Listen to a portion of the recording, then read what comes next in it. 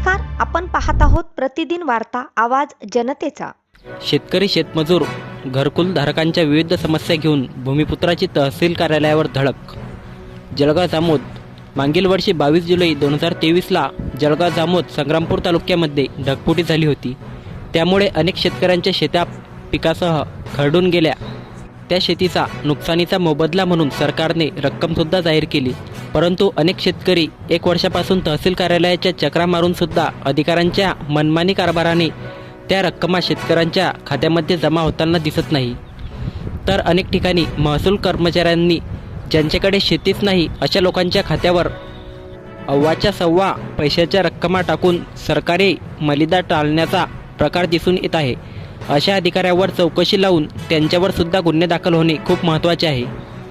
जळगाव जामोद तालुक्यामध्ये 2023ला बहुतांश शेतकऱ्यांनी सोयाबीन, कापूस व आदी काही पिकांचा पीक विमा काढलेला असून नुकसान झालेल्या पिकांचा क्लेमसुद्धा केलेला आहे। अशा या परिस्थितीमध्ये पीक विमा कंपनीने अजूनही पीक विमा दिलेला नाही। तो पीक विमा शेतकऱ्यांच्या खात्यात तात्काळ जमा करण्यात यावा।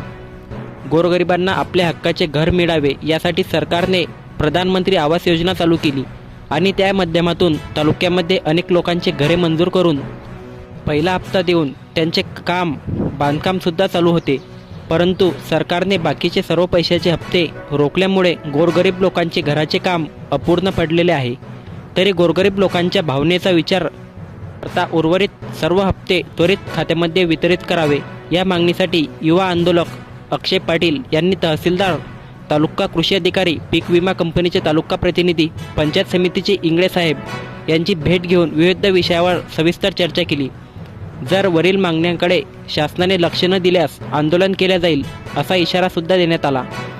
यावेळी अशफाक देशमुख, अजय गिरी, आकाश आठवडे, पप्पू पोटे, सोपान पाटील, अर्जुन तायडे, सदाशिव जाने, रवींद्र पारसकर, अमोल बहादरे, संतोष गणगे, शुभम पोटे, कुणाल गवई, विष्णू पाटील, शेषराव वाघ तसेच बहुसंख्य शेतकरी बांधव उपस्थित होते। सी न्यूज दैनिक प्रतिदिन वार्ता जळगाव जामोद प्रतिनिधी जफर खान।